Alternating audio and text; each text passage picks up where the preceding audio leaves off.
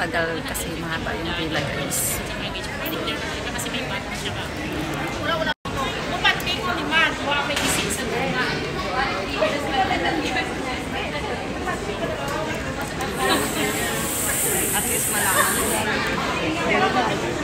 Mahaba ang queue.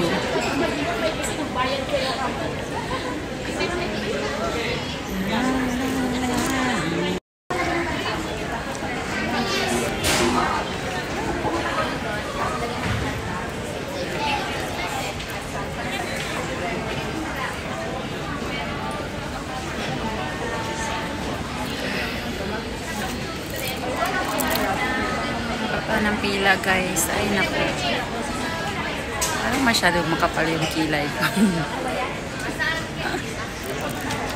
Slide.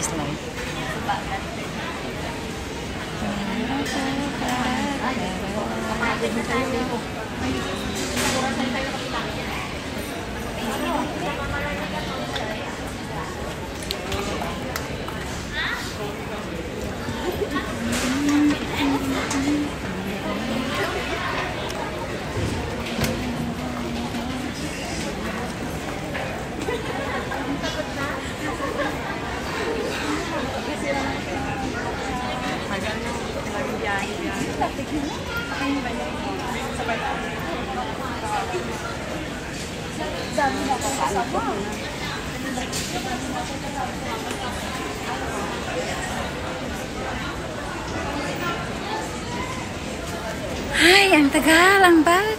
Kasi mahaba ang pila guys. Pila guys, ayan ang pila.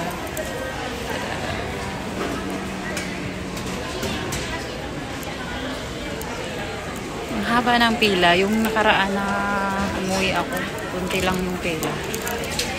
Ayan. Diba?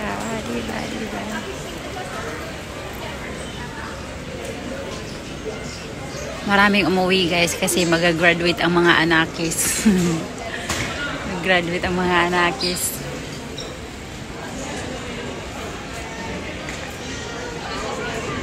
Mga nanay na uuwi dahil sa graduation.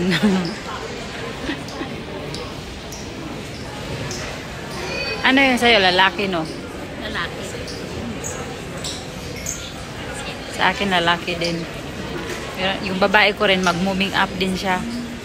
Mag-moving up ng, ano ba yun? Grade 10?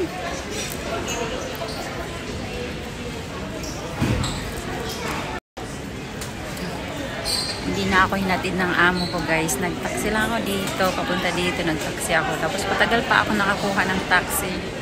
Natatawa ako sa Grab kasi for second time ko mag-book ng Grab. Nakabook na ako ng Grab. Tapos dumaan naman yung taxi. Edi sumakay na lang ako sa taxi. Tapos hindi ko na hinantay yung Grab. Tumatawag nga yung Grab driver eh.